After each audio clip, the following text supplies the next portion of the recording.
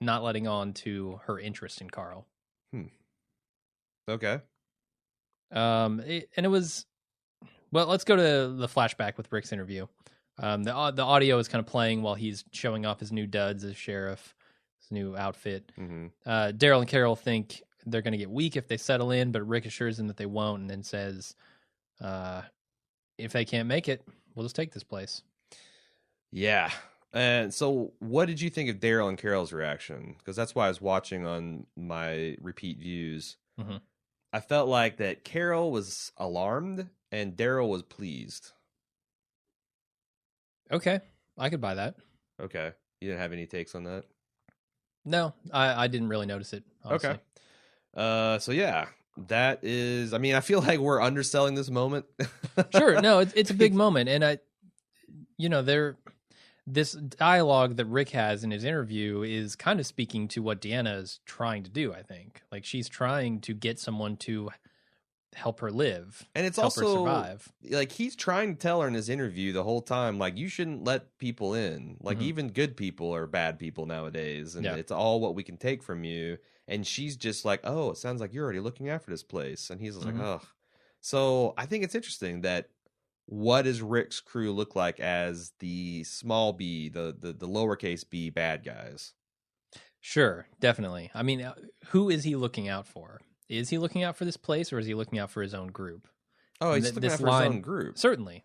I mean, and this place in the sense of the walls and the hot water and the electricity. But, I mean, Rick would be lying if he said he gave a shit about any of these people. Sure. And for good reason. Although I think he's warming up a little bit to Deanna. Do you?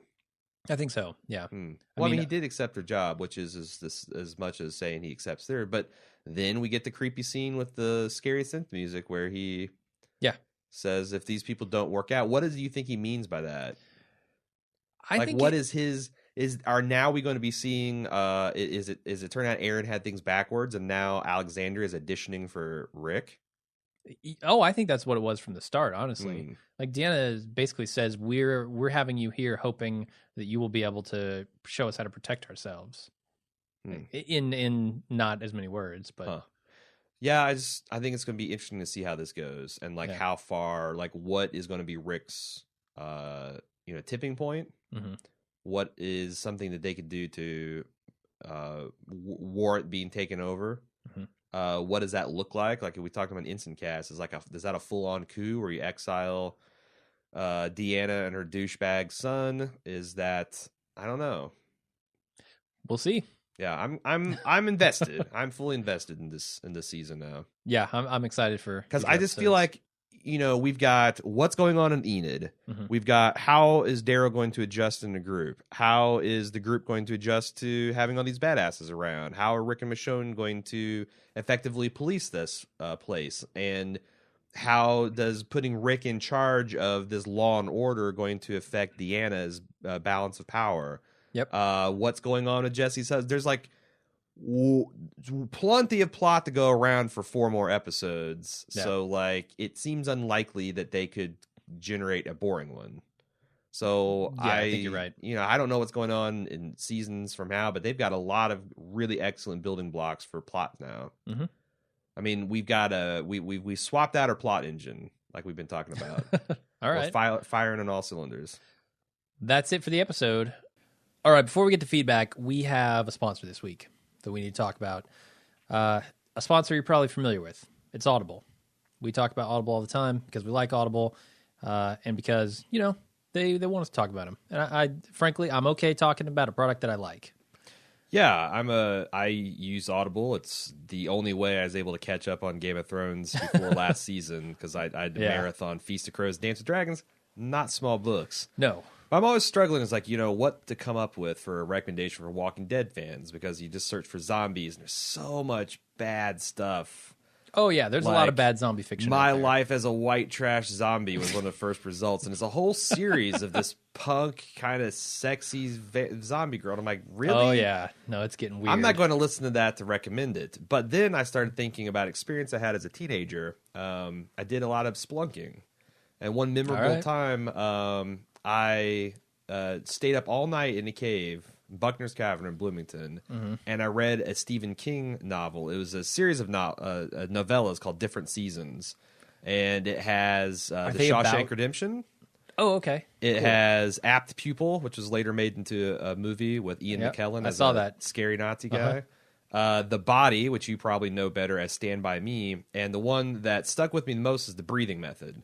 I think I've told the story once or twice in the podcast before, but I thought it was the Bachman books. Yeah. And when I was looking for The Breathing Method, I realized it was this other novel instead. And I got to say, reading a Stephen King novel by candlelight in a cave is a sublimely terrifying experience. No, I wouldn't have guessed. And I think the only thing I could do better is ditch the candle, put in some nice quality earbuds, and listen it to be read to me by an excellent narrator on audible.com. What is the book about? What is that particular story in the book Breathing about? Method? Yeah. It's a bittersweet supernatural horror story about a mother that gets decapitated in a automobile accident and delivers birth. Okay. Birth. All right. I was waiting for the sweet part. I guess that's the end. The baby lives. Yeah. But anyway, yeah. So I'm like, that would be, if I could do it over again, I'd bring Audible into the cave with me and have it and read and just completely get rid of the lights, and then I don't even know if I could stand it. Sure. But it's not just that. I mean, there is almost damn near the complete works of Stephen King, unabridged.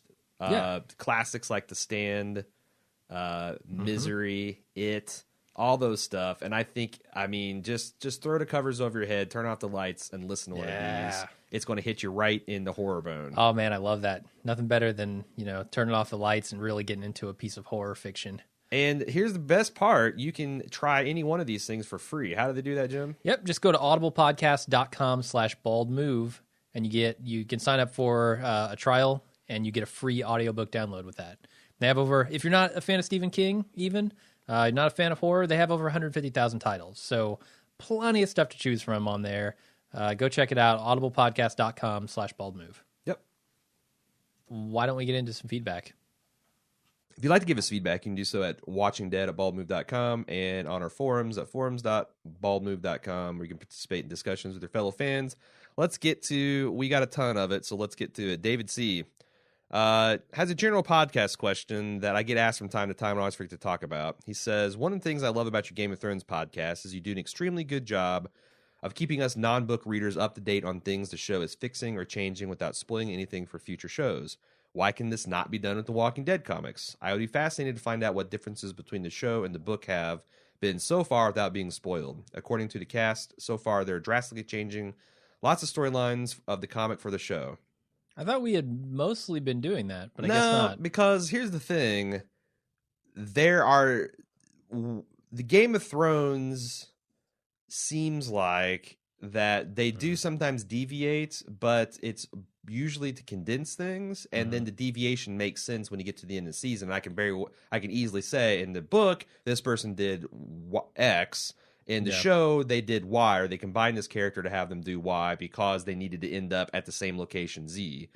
Walking Dead just doesn't give a fuck. Like, I've seen them take material that probably logistically, if we're talking about the series, the comic book series, should have been used in seasons 2 and 3 and used it later. I've seen them advance stuff from much later in the story and use it earlier. I've seen them introduce characters with the same name and have them act radically different.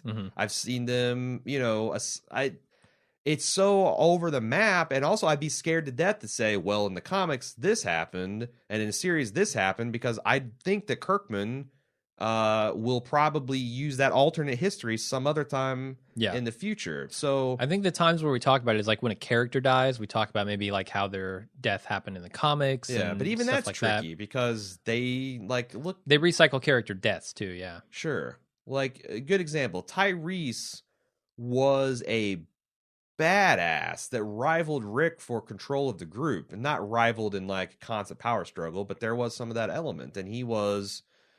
He had this interesting arc where he's protective of his daughter, and he experienced a lot of loss there, and he had these like complex relationships with other people that had all these. But how do you talk about that? Because that wasn't Tyrese in the TV show at all. A lot of that stuff, like, I don't want to mention too many of those plot points because they might roll it in And Father Gabriel have some of these arcs. Who the hell knows? Yeah. So it confound. I mean, the only way you can really participate is to listen to those spoiler section. Mm-hmm.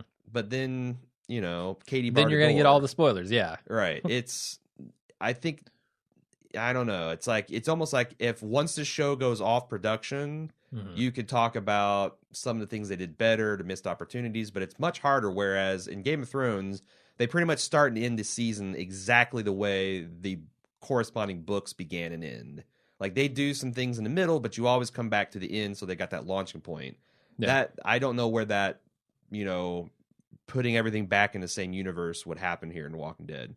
Sure. So that's why increasingly I'm not even talking about the comics because I've gotten feedback where it just annoys people for me to say like, well, the comics did it better. So it's like I'm just keeping all that in the spoiler section. Anyway, thanks for asking that though, David. Brian DLR said, how much clean shower sex went on the first night? 0. Who's having shower sex? Well, maybe not co-op Maggie mode, and Glenn, but I bet there's some solo high scores set. Sure. Yeah, I Rick think had his back turned to us, and he just says pasty white ass. Who knows? Sure, he's got one hand on the wall. He might be going at it. That's the position. Yeah, that is the shower jerk position. You're absolutely right. Sure. So at least one person, Brian. At least one. Nick M said, "Hey guys, I feel like Carol is playing..." And the pubes left in that shower by Rick. Of course. I mean, if you see what's on his face, just imagine. I mean, there was a lot of manscaping that had to go down south of the border. Oh, yeah. Nick M says, I feel like Carol is playing possum right now to make herself appear not to be a threat. In reality, the group and all of us at home know how dangerous she really is. And Daryl is also holding a possum in interview.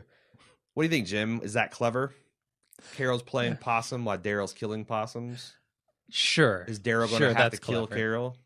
Yeah, with the possum. Will Carol have a possum cloaking device? Probably, yeah. I thought that was amusing.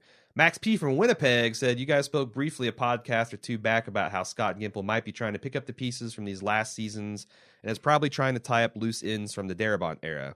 I didn't think about it too much at first, which is my default recommendation for everybody in the relationship with this podcast. Mm-hmm. But after watching last week's episode of the Dale RV Nudge and now this week's episode, I think you might have been onto something. It seems like the writers are bringing characters around full circle to the way they were when we met them in season 1. Maybe this is a way for them to tie up loose ends and send off characters on completely new trajectories. Rick's visual transformation serves to demonstrate this idea. We see Carol putting on an act which probably pulls from who she remembers being around the time we met her in season 1. Daryl's looking far less stable when placed in the context of civil society, and which is more or less how I felt about him in season 1 when everything was going to shit. As the world became more chaotic, he became more stable. Glenn is being nudged towards the role of reconnaissance and supply gathering, much like he was when he met Rick in the tank. Carl finally meets a girl his age. I could go on, but I think you guys get what I'm saying. Let's just hope that Michonne doesn't become anything like Shane in her new role. Interesting, because, yeah, her and Rick are both police officers now. Yeah. What do you think of this theory? That we are this is a way to kind of reset the characters and contrast them from season 1 to season 5, and then as a springboard to go forward as storytelling possibilities. Yeah, that works. I think now is kind of the time. If they're going to have these people have any return to normalcy, I think now's the time. We've been out in the wilderness a very long time. These people have been thoroughly affected. So seeing them try to adapt works now. All right. And yeah, if they want to kind of reset a little bit, I think it's a good time. No, I like it too. And I think there's, clearly there are a lot of season 1 callbacks. Oh, yeah. And that would be super. I hope that would be a way for them to then move forward onto a whole new chapter of Walking Dead. Mm-hmm. That would be cool. The whole, wandering phase is over, which I was one of the big proponents of the wandering phase. You were, yeah. Super disappointed in the wandering phase. Like, the only thing worse than nothing happening in a single location is nothing happening over a bunch of locations I don't care about. Yeah, that's true. Devin from Northern Virginia, or Novi, as the people in the know call it. Let me start off by saying I'm typically very lenient with TV shows, mainly because I'm a meticulous completionist. Once I start a TV show and watch more than 4 episodes, I feel obligated to sit through the entire series, no matter how good, bad, or stagnant it gets. I'm with you. I am not. Oh man, I am. Once a show, I'm out on a show. I don't feel bad about it. Like, I was a huge X-Files fan, abandoned it right after the season after the first movie hit. Huh. Lost. I noped out halfway through season 2 over the whole. That's one I haven't finished yet. What Walt, I do is Walt broke me. Yeah, I can see why. What I do is I end up like watching a bunch of episodes, and then like if I get distracted or have something that I have to do that takes me off of it, I do come back to it. Like it's always just kind of there nagging me, like, man, you got to see the end of this. Yeah. But yeah. He goes, yes, I'm one of those bastards that contributes to the continued blight of terrible TV. I'm sorry. All this to say, up until this episode, I was getting to the point of considering dropping The Walking Dead from my watch list, something I would never do. The plot was stale, the cast huge. 85% of that huge group was left wandering around with absolutely nothing to do and nothing to contribute to any of the plot. Rosita has literally contributed nothing to the show. Tara, Eugene, Abraham, Gabriel, and Noah all had one tiny little scrap of plot at the introduction of their characters, but have also had nothing to do for multiple episodes. I would go so far as to say the cast is too large, so large that everyone becomes just a background character. But this episode has finally brought a fresh story to the mix and given the characters a long overdue definition, roles, and purpose. This isn't the same old Paradise turns out to be wishful thinking plot of Woodbury or Terminus. Do you agree with that? Is it half of the characters soon? Half the characters didn't do anything? No, I'm talking about, episode, do you think that this is it's that we are not going to get a Woodbury 2.0? Oh, is it too soon to call that?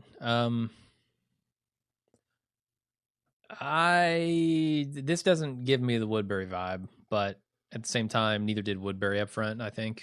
Yeah. Well, I mean, imagine Woodbury with the exact same situation, except for the governor's basically a good dude. Sure. He's still got the renegade protectors and the people that are kind of soft and complacent and wanting the bread. It'd be cool to have like the same thing, only with a different power structure. Okay. Which they kind of touched on a little bit with Slabtown, except for Dawn was... anyway. Yeah. Anyway, this is our survivors messing up civilization by being away from it too far or too long. This is them being the monsters. They are the ones to undo paradise by giving into the wild sides. The good guys have become the bad guys that we root for, and this is compelling as all hell. We have proven that the survivors can never go back to the way things were, can never get the grit and grime out of their souls by replacing them back into their Season 1 roles. And by putting them back in their Season 1 roles and outfits, especially with Carol and Rick, we can see who they are,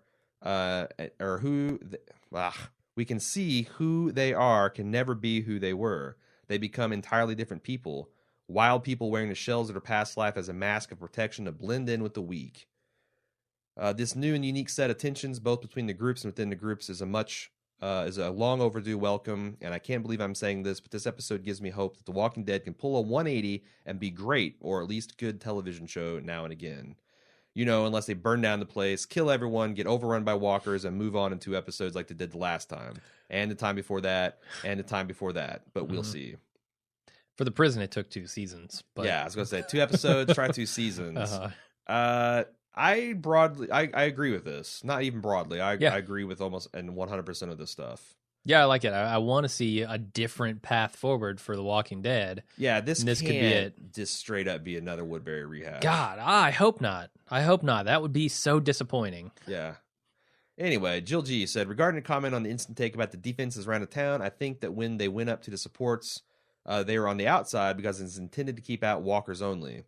Deanna said that her husband, architect, planned it, and this would have been in the early days. Things are a lot different a couple years in than they were at the beginning. The walkers are only part of the issue. The fact that the bigger the dangers are to other humans. The fact is the bigger danger are other humans. Mm-hmm. If this had been the danger when the fence had gone up, I'm sure they would have planned differently. It doesn't seem like he's around to make any more new plans.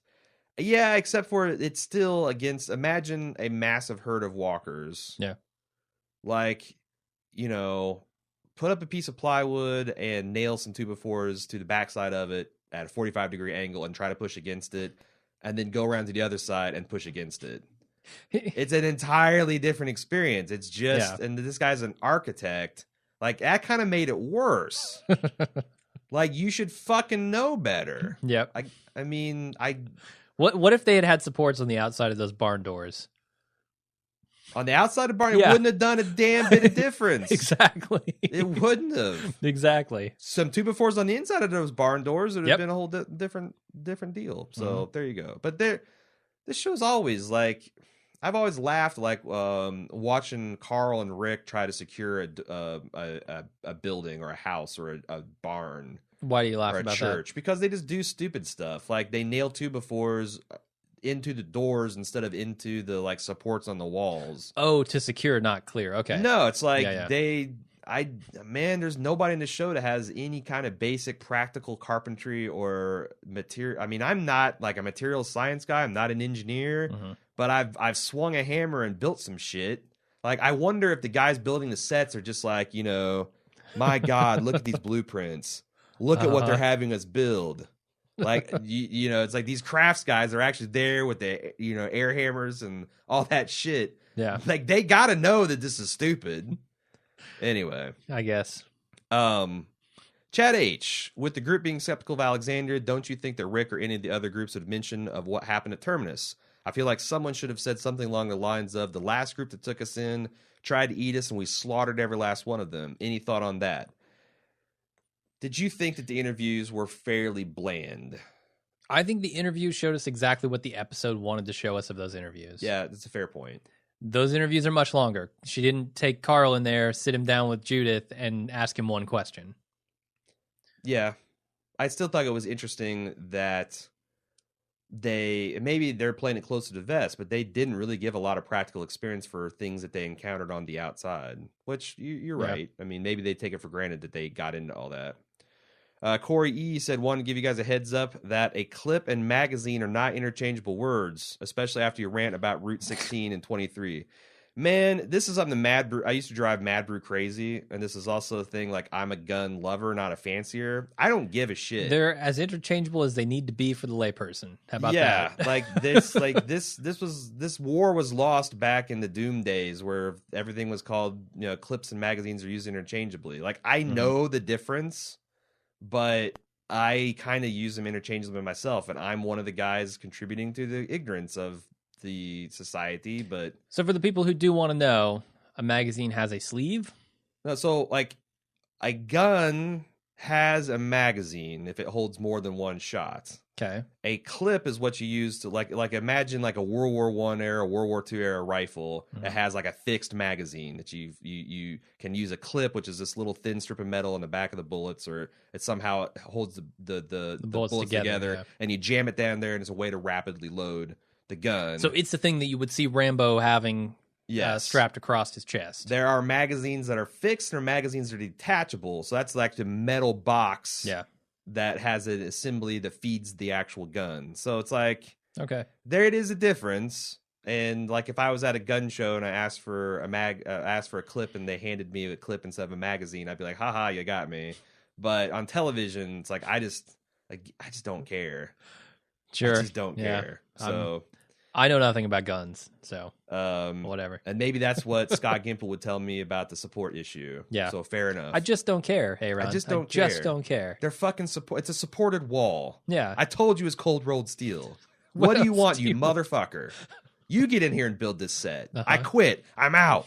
Anyway, Nathan P. said, hold on just a second. There are 3 people that are supposed to be perfect scouts and supply raiders, and these are Glenn, Tara, and Noah? Fucking Noah? You mean to tell me that Noah needs to have life-altering leg surgery in one episode and then can go out on raids in the next?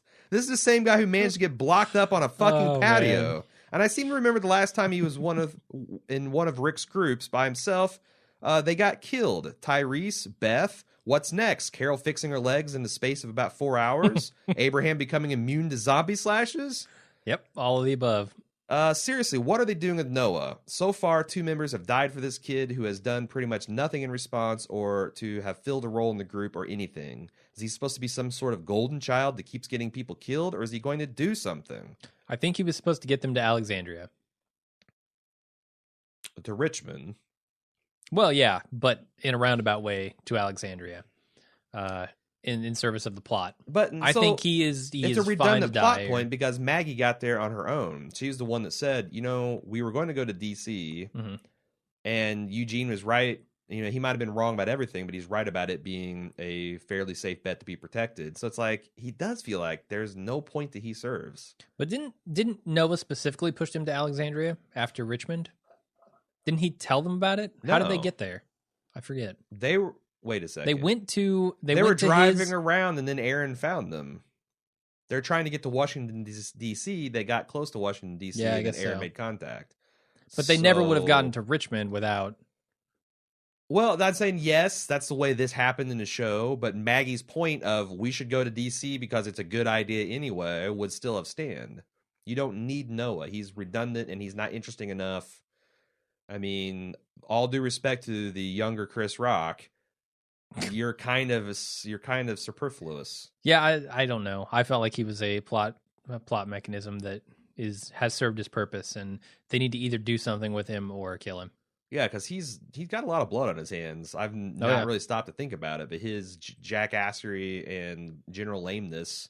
I'm sure he got his dad killed. He did something stupid. Got stuck under a patio. He got that lawn fucking furniture. wicked leg scar somehow. Yep. And it wasn't just like, slipping on ice. No, it was one of those patio umbrellas fell on him. Those folding lawn chairs, man, they're wicked. You get some skin pinch between there. Yeah, you've ever tried to operate one of those things? They're complicated too. Yeah. They fold in and out. It's too hard for me. Bookie L said, I really, really like this episode. I'm interested in all the plots that can go down in Alexandria, hearing the stories of the residents, perhaps a flashback to when they built the fort, the interactions between the crews, etc. I'm originally from the DMV, the Demilitarized Zone, the Department of Motor Vehicles, which stands for DC, Maryland, and Northern Virginia Metropolitan Area. Wow. And I'm glad there's an acronym for that because it's a mouthful. Yeah. And I was legit nervous that they were heading to an area that is way too populated. So I appreciate Deanna explaining how well, at least in Northern Virginia at least, was one of the places that got evacuated quite effectively. Michonne's happiness and sense of calm is a long time coming. I hope that this place stays legit for some time for her sake. She's never experienced a moment of peace or respite. The others had the farmhouse and a prison, and of all of them, I think she really needs some sense of normalcy. I wonder if they'll have a love interest or even a new BFF for her in this place. And damn it better not be Rick. Gag. What? They're like siblings in my eyes, and she's like the cool aunt to Carl, and not the kind of cool aunt that becomes your new stepmom. Nah, I'm all Nice. for Rick and Michonne. No, and I'm thinking you might be protesting a little bit too much there, Bookie, because she feels like exactly the kind of cool aunt that become your new stepmom. Yeah. Siblings? No, man, there's way too much chemistry between those two for the siblings. That's what I felt like, yeah. Rick and Carol may be siblings, or even Carol and Daryl, but there's something there. I really enjoyed the episode. Can't wait to see what jobs everyone else gets assigned. I hope the gang gets to do trainings and workshops and what to do on the outside. Can you imagine that? What job do you assign Eugene? Going and finding a pair of pants and putting them on. That's your one task. If you can manage that and come back properly dressed. But he'll cut them off at the knees anyway. He can go report to what's her name? Jackie? Julie? He can be the new stylist, Jesse. Jesse. He can go to Jesse and get that fucking mullet taken care of. He can, yeah. There's a lot of he needs to do a lot of keeping up appearances. All of his jobs are just going to be fixing the things that are wrong with him. Yes. We need to fix what's wrong with you as a human being, and then you can contribute. Right now, you're standing in a hole that you've dug of your own design, and we need to get you out of that. Awesome. Also, as soon as he finds out that they've got video games, it's all over. He's just going to hog it all. Let's see. She also coins what's the guy's name? The Arazi guy. Aiden. He's the tadpole governor.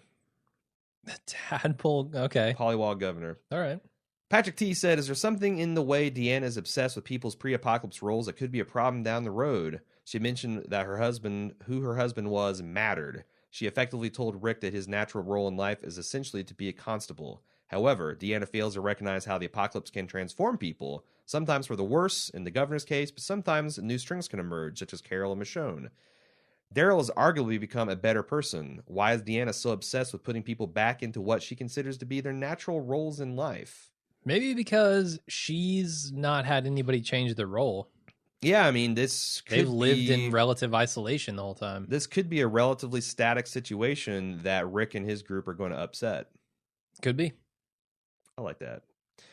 Mr. Rock and Rock says he's got some silly premises and some ugly shit that he wants to talk about. Okay.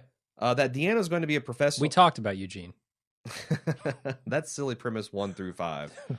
Then you could fill up another 3 or 4 with just Tara. That Deanna was going to be a professional poker player was such an unnecessary backstory. Even it turns out that she suspects Carol lied about her family life. What a jarring left field story point to actually give voice to. Hans Gruber needed only to pause a moment and survey the lot before locking the gates in the Nakatomi Plaza to tell us he's a deliberate and cautious man. The same thing goes for Gus Fring in the hospital parking garage. We don't need some ridiculous justification. Had this writer pinned other episodes, he'd have made the bat-wielding Terminite a former Major League prospect, Sasha a former Navy SEAL sniper, and Michonne some exiled samurai. Yeah, it's like the only thing worse than having no backstory is stupid backstory and cliched backstory. Yeah. Like some of this fist-bumping, donkey-licking, sweet biscuit stuff is them grasping on making memorable characters by having them be catchphrases. You're right. This show feels like it wants to be too cool. Like it's gotten to the point where it's such a phenomenon that it wants to be the coolest thing on TV. This is your junior high principal rapping version of cool. You're right. You're 100% right. It's not authentically cool. No, you want to see an authentically cool show, go watch Justified. Yes. This thing or is... Banshee. Don't you roll your eyes at me, Jim Jones. Don't you roll your eyes at me. Hey, I can't argue with a man ripping out a woman's throat and then I think he ate it. He ate it. No, he did not eat it. He ate it. Fuck you. But I don't know. This show is trying to be cool. That thing with Sasha at the beginning was complete bullshit. Yeah, and bullshit that was just there for the fanboys to go, yeah, Sasha. Yeah. Woo! It's bullshit. Come on. Yeah. All right. Silly premise, another one. He had a ton, and I had to cut it down for time. Carl investigates thumping sounds from an attic. Oh, yes, my favorite one. Yep. When he arrives, it's empty. I guess those rascally kids were playing in the room and just happened to exit before Carl arrived. Perhaps the noise of them climbing down the window. But they weren't running away because they heard the residents were home. We know they only later learned Carl was assigned to that house. So it must have been a coincidence they left a mere seconds after Carl entered. No. It doesn't have to be. Why? They could have heard someone rummaging around, assumed it was someone from the town in the house for some reason, and then headed out. That's true. Yeah. It doesn't take away the fact that it's a dumb scene. Here's the other thing. If someone goes in that attic, tell me that they're not going to know who's been in this attic. Who do you go to? Do you go to Deanna and say, Deanna, have you been in this attic? I found comic books and a DVD player and baseball gloves. No. But I think that this is their hideout, right? It is. It's not like anytime a parent goes into your hideout, you're fucking done, man. No, but they're going to know they've been sneaking out. They're in trouble if they find Sure. I'm saying that's true about any teenage experience. Once you're discovered, all your careful subterfuge is laid bare. Sure. You know? Let's see, what else? And what was Carl doing? He investigates noise and is distracted by a shiny object. He starts reading a comic book without the slightest concern about what led him there in the first place. There isn't even an obligatory shutter flapping in the wind or a second-story view of the teenagers running across the lawn. Nope. Carl just starts reading a comic book. A gratuitous tense scene, perhaps? Yes, that's exactly what it was, and you exactly nailed what all my problems were at the scene. Because you're right. He even sees like this knotted rope going out the window, and he doesn't look out to see what the hell's going on. It's like, oh, comic books. Jeff from New York. Hey, guys. I wanted to comment on this week's episode. It seems pretty obvious that Alexandria is just a staging area for the real Alexandria. These walls are fortified from the outside to keep people in. The interviews are recorded for the real people who are in charge. The blender gun was gone probably because every move is being watched from the real group in charge. They've probably done this to every group that comes by. They make the leader the sheriff. They give him a false sense of leadership while they divide his group up to decide who will make it in the real Alexandria. Just my thoughts. Here's my thoughts, Jeff from New York. I think your idea is awesome. I fully subscribe to your newsletter and your theory. I like it, yeah. That would be a real mindfuck next level storyline to have there be a legitimate, real Alexandria, and this is the fake Alexandria. It's maybe populated by exiles, Or they could choose, like, do you want to be in the fake Alexandria where you help us recruit people, and you can work your way back into the real Alexandria? Well, Deanna said she's had to exile 3 people. So she could, it's not gonna be theater. I wonder if those are the only 3 people that she's ever taken in and then decided are not useful in this society or are not fit to be in this place. And that maybe she could get around to thinking, okay, maybe Daryl is not. Try and exile him, and then that would cause some shit. Sure. But I like the idea that there could be like a training Alexandria, because that's a great idea to limit the exposure to your group. I mean, you give them full contact, and that would explain why this group is kind of lame. Like, they're so soft, like almost implausibly soft. I really? So you think the group that is making first contact needs to be implausibly soft, or should be implausibly soft? I think they should be the hardest of the hard. No, I'm saying that, like, if this whole town got massacred by Rick's group, the real Alexander would be like, like they're the useless All ones. right, well, we lost our setup there, but we'll set it all back right, up maybe somewhere not. else. I like the bones of this idea. I do too. I like it a lot. Yeah. All right, let's move on to Dan from Philly. Said, hey guys, I see the group becoming a magnificent 7/7 samurai for the Alexander safe zone. Rick and Daryl are the Yul Brynner, Charles Bronson types being recruited to save what will ultimately be an ungrateful community. Do you think that Deanna's got this thing where she knows they need that they are soft and they don't got what it takes, and that she's actually brought them in to save them from some future or current external threat? That is certainly what she's telling them. Sure. This whole episode. So now if you're talking about a scenario in which this is the Alexandria B area, she could just be telling them that. But I don't know. We'll find out later.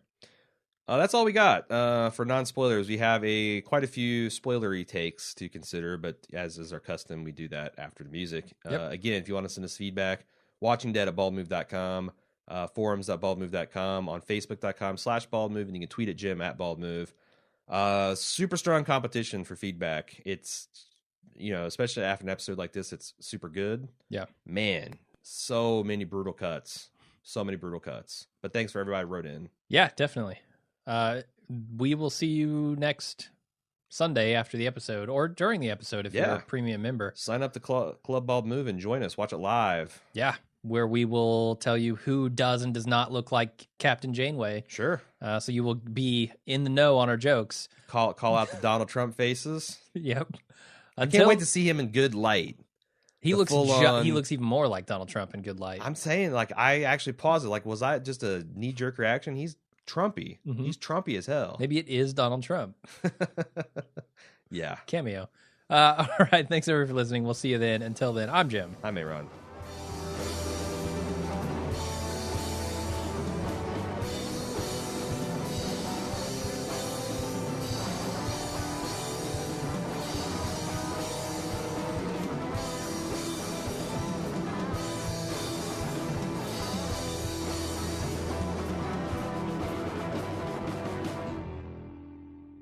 And we're back with the spoiler section. What do we got? Michael McBee, if you recall, and he's reminding us, he said, I said in the half-season finale, I think Morgan might take the place of Negan. God, I can't say this guy's name. Negan. It's not, I want to say, I'm trying to split the difference between Negan and Negan. It's just Negan. Might take the place of Negan. Well, I'm officially making my speculation into a full-blown, double-down, triple-dog, etc., prediction. Mm-hmm. Aaron mentioned how much of an asshole Kirkman was on the At Midnight show, giving away the complete Negan reveal. Maybe in his remix, he came up with the idea of substituting Negan with Morgan. He could then still kill Glenn with the baseball bat, so all the ridiculous foreshadowing with him and baseball bats would come to fruition. I also totally think that what happened is Kirkman listened to podcasts and stole the idea from me after hearing Aaron's good points. I'm flattered to think that Kirkman listens to our podcast, and also secretly delighted. Yeah. Don't think it's true. What do you think, Jim? What do you think about Morgan going so far into the clear headspace he becomes a villain? So I'm trying to think through this logistically. The leader of Alexandria is going to go out on his own into the woods, hundreds of miles from Alexandria, in search of this group. What? Like, we know that Morgan was at Terminus. We know that Morgan was at The church. The church. We know, like, Morgan has been following them, if that's the case, for hundreds and hundreds of miles. And if he is actually Negan at this point, he turns into Negan. He turns into Negan. So I got another one. All right, I got another way this could bad. work. Yeah, these 3 exiles, they're out in the wilderness. Mm-hmm. Morgan encounters them, and they tell a completely different story about Alexandria, which he, in his muddled, clear, like black and white morality state, completely buys. And he shows up with some other people that they've recruited, Joe Called It style, and they liberate Alexandria, quote unquote liberate. But they would have to liberate it from Rick. How does Morgan become Negan when Rick is there? Morgan almost killed Rick the last time they met. Sure. He's that crazy. Do you think that Rick is going to let Morgan come in and take this place over? No, of course he wouldn't let him. That's not the point. I'm saying that Morgan's going to show up with some hard-hitting Alexandria. But that's exiles. not the Alexandria storyline at all, right? No, not in a comic, sure. So you're saying a huge remix here. Like, Yeah, Alexandria is nothing like it was in the comics. Well, I mean, honestly, it's just substituting Morgan for Negan. Negan, God damn it. It's not, because Negan is already established in Alexandria. It's not like Rick comes in and lets some guy take over and usurp his authority there. Yeah, so that's the thing. And I don't know, remixes aside, I really don't know where we're at. I don't know if we're going to make contact with Negan later. Has Negan been... God damn it. Fuck you, Kirkman. Negan. Whatever. Has Negan got an understanding with Alexander, like in the comics, where they provide them with, tribute? Okay. I don't know. It would be shrewd of Deanna to try to recruit Rick. Something like, hey, Aaron, go out there in the wilderness and find us a motherfucker. Mm-hmm. But a one that has like a baby and is not a total psychopath. Yeah. So we can have one maniac protect us from another. He'll be our maniac. That's kind of like what went down in the comics. So right. I don't know. You got a feeling on that? So Alexandria in the comics is just Alexandria. That's the city that Negan has. No, there's several reign cities. Over. There are. He controls a wide area, and he collects tribute from several re-emergent civilizations. There's the Hilltop. I think that's a misunderstanding I had. Okay, yeah. Okay, yeah. I mean, sure, maybe Morgan comes in and is one of those cities, and I don't know, turns into Negan. Who knows? Yeah, I could see it. I think it's a very interesting idea, but and I try to help you out there, Michael, with some plausible ways you can make that happen, but maybe we can flesh that out. That's the thing, like when you start getting the details of how that would all work, how we would have an army. Yeah, I can't imagine it, but that doesn't mean it can't happen. Sure. Heather H. said, so I was thinking about this episode and thinking maybe the surly teenage girl was with the 3 people who were exiled from Alexandria and is acting as a spy for them by sneaking out. Then I remembered Noah mentioning in one of the Slabtown episodes that he had an uncle he wanted to find. I always wonder if this uncle could have been Ezekiel, who's Tiger Man from the comics, as you'd know him. Ezekiel could easily have been exiled from Alexander for not wanting to give up his pet tiger. Also, what does the tiger eat? Walkers. What do they do to the chickens? They threw the walkers in Harshel's barn to make them easy to catch and eat. They broke their legs. Sometimes with predatory animals, you hobble their prey so it won't injure them when they eat it. Maybe they cut off the limbs of the walkers and bring back truckloads of torsos to feed the tiger. You'd think that in a year or two, a full-grown tiger could probably clear a decent enough area of walkers that you might have to go hunt for some food. Also, I think maybe the black handgun the camera lingered on was when Captain ROTC was bragging about the sweet biscuits they checked out of their supply run was supposed to be the gun Rick had hidden in the blender. Yeah, I've heard people say that. There's no evidence so far. Other than they look similar. Like they're both black guns, like matte black. Well, guns. no, you could. I wish I'd gone back and looked because you can certainly positively identify if they're the same type of gun. Sure, you get a clear enough view of both. But even that doesn't tell you if it's the exact same. Gun. Sure. Guess what? There are a lot of Glocks out there, right? Or whatever that is. Sure, that's just my example of a duplicate gun. Yeah. Just don't want to get the Clips and Magazine I folks up know, our I ass, know. man. Dan from Manchester said, now, for me, Jessie will definitely take the place of Andrea. She looks a lot like Andrea from the comics, which is true. And she's also married prior to getting with Rick. My prediction is that Jessie's husband will beat her. He'll be the one that Rick near kills on retaliation while he's on cop duty. Also, I reckon the girl has a walker who is a member of her family. Oh, the girl, he's speaking of Enid, has a walker who is a member of her family tied up somewhere, and that Carl will be the one to bring her around and have her let it go. What do you guys think? Let's take the first one. Another tied up family member, huh? So in the comics, like I was reminded this of several people because again I haven't read them in a long time, but this Jesse character is a real character from the comics. Oh, Who is has a husband beats her storyline that Rick then really? intervenes. Again? Yeah. We're going to do that whole dance again? I What thought do you we did it mean? so well with Carol. I don't want them to go to that well again.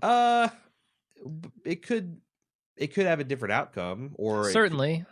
it could be Rick, being in the Shane role. I just feel like this show likes to double dip on their premises a lot. Yeah, but man. that's not an uncommon premise too. It's like, I guess when you're designing a show to be 12 plus seasons, that's what you gotta do. Right. And it's like it's only a retread if it's a total retread. They can use it to compare and contrast where Rick was there, whereas Rick is now.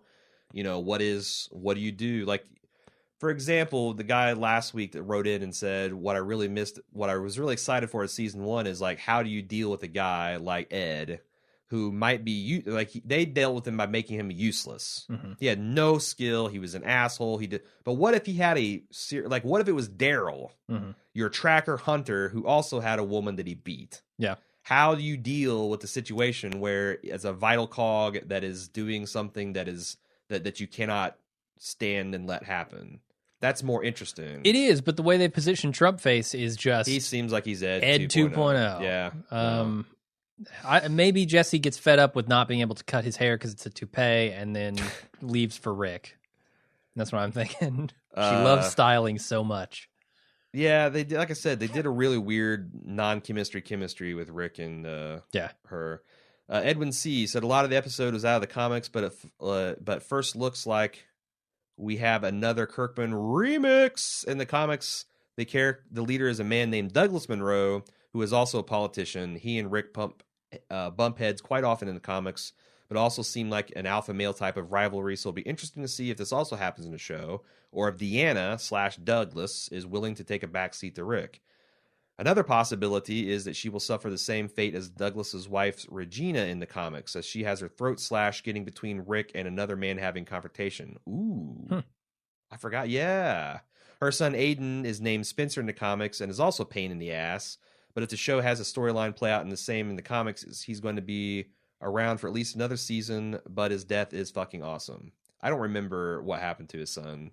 I do remember, now that you mention it, what happened to Doug's. It'd be cool for them to combine Douglas and Regina. Ooh, if you took Douglas and Regina, you'd kind of come up with, no, Deanna. It'd be Degina.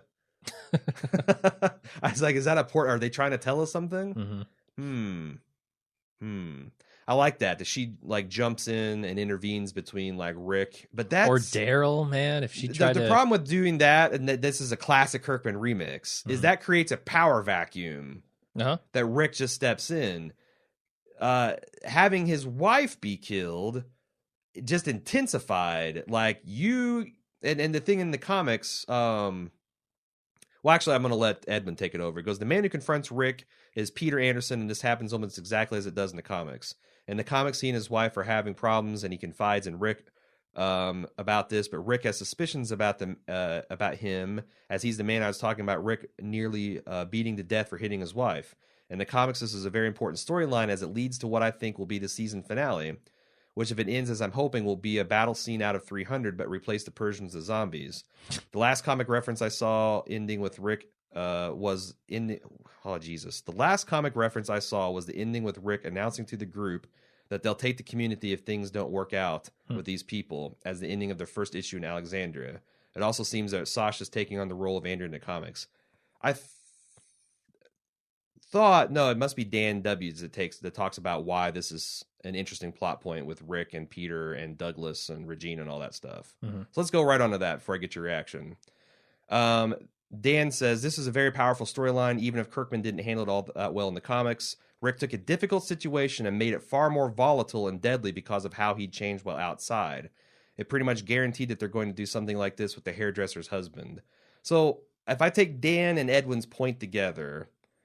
Then I'm confused as fuck, because I haven't read any of these comics. And Sure. It's hard to follow. So, like, Douglas, who was Deanne in the comics, had a wife named Regina. Sure. She tried to throat slash. She tried to got her throat slash intervene between Rick and this man's scuffle. Okay. But the point in the comics was that Rick was, instead of being a police officer trying to defuse the situation, he was more like, I know you're this kind of guy, and I'm going to, show you that I'm not going to tolerate this behavior. And it led to a person being killed that didn't have to be killed, or at least that's what you're left to kind of wonder in the and obviously that made a lot of tension between the politician who likes Rick's strength but wants Rick to rein in his caveman tendencies, and Rick, who thought this guy and everything in this town is too soft and too lax anyway. So if you combine Deanna with that, then you lose a lot of that, because it's just a power vacuum that Rick steps into. Yeah.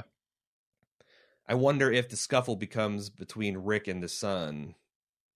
Yeah, it could. And then Rick kills... He seems like a hothead anyway. But still, it's like, killing her son is brutal. That's the problem with these fucking remixes, man.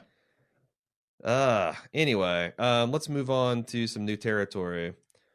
Steven from Florida said, this is a little bit of a comic book spoiler. I feel Carol might take Maggie's place in the comics. In the books, Maggie eventually takes over one of the communities surrounding Alexandria. Maybe in the show, Maggie succeeds in hanging herself, and Carol will take over the neighboring town once it's been introduced to us. I think Maggie's not going to hang herself at this point. Doesn't seem like it. That feels like that storyline has been dealt with. She was laughing and smiling in this episode because she never really cared about Beth. Exactly. She had to keep There was up a token appearances. scene of her crying, and that's it. Yep. It's the extent of her grief. Also, my roommate and I have a theory about what Rick is going to do in the town now that he's a sheriff again and is seen as an equal. I don't remember this happens in the comics, so I apologize if it does, but how strong is this community when up against a real threat? Could Rick cause a mock attack to see who in the community will stand and fight and who will cower in their homes? Could we also find out who is really loyal to Deanna if the town thinks their life is in danger? So this situation, Rick sends out, say, Daryl, Sasha, and Glenn to fire some guns and do something crazy like a mock attack. Shoot a firework in and blow up the town. There you go. Do you like that? Do you like seeing like who's battle ready and battle tested and who can't be relied upon? Is that pretty savvy? That would be cool. Yeah. I'd like to see that. Moving on. Ashley's point about Daryl and Morgan. There's a scene in the previews where Daryl's out with Aaron on some kind of run. So since he wasn't given a job yet, I think he may become a recruiter with Aaron. Oh, the odd couple possibilities. And eventually bring Morgan back to Alexandria. I don't know how Morgan finds Rick otherwise, since his map is headed to D.C., and I suppose just Aaron could happen to find them. It's not like Daryl even knows him, but I do think recruitment would be a good fit for Daryl. It seemed to be his job at the prison, and he seems more comfortable on the outside. No, I think that's a fantastic idea to put Daryl as a tracker. I think there's some interesting odd couple dynamics between him and Aaron, which would be light comedy but without being over the top. And it suits him, right? And it suits him. Yeah. He's he can be out in the wilderness 95% of the time and still serving the greater good. And probably be happier. That's that, because honestly, my whole theory has been Daryl's going to get beat to death. And the whole time I'm watching him fail to fit in, I'm like, oh, God. Oh, God, this show has no more room for Daryl. Negan's going to beat this man's head in. Yep. Yeah, so that would be a better fate if you're going to stick with Daryl. Justin B said, what are the chances that Daryl gets exiled and or stranded before the group takes over Alexandria and ends up a member of the Saviors? I don't know who the Saviors are, but I could totally That's see him Negan's getting exiled. gang. Oh, all right. So they did that with Joe already, and we saw his loyalties. I don't see this place loves to rehash this show, man. I don't buy Daryl. I buy Daryl turning against Alexandrians. I do not buy Daryl turning against Rick and more particularly Carl and little baby ass kicker. Yeah. He also says we've yet to see Rick get his hand removed. I know Kirkman says it's his biggest regret of the comics, but I think it makes the character of Rick Grimes that much greater.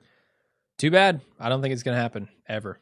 Yeah, he said, what if in Encounter with the Negan, he substitutes the Rick's cutting off the hand with the Glenn getting bashed by the baseball bat, what signals to everybody that Negan is not to be fucked with. I agree, but there's two things. You think it's a bummer having a character missing a hand in the comic books? Try having a major character having to have a convincing prosthetic on his hand at all times. Like it was I don't know, Merle. It was pretty noticeable with Merle. Uh-huh. And, just Glenn, I just don't see Andrew getting the green sleeve sock and then digitally removing his stump every single time. It'd just be tedious. No, I felt like the only time Kirkman is going to remove the hand is going to be on Merle. Like, he did that because he considered it a huge mistake on a main character. And it was his nod. Yeah. But yeah, if he does that, say that's my biggest regret, I'm going to do it anyway. Wow. Well, that'd be an epic spoiler section. Let's put it that way.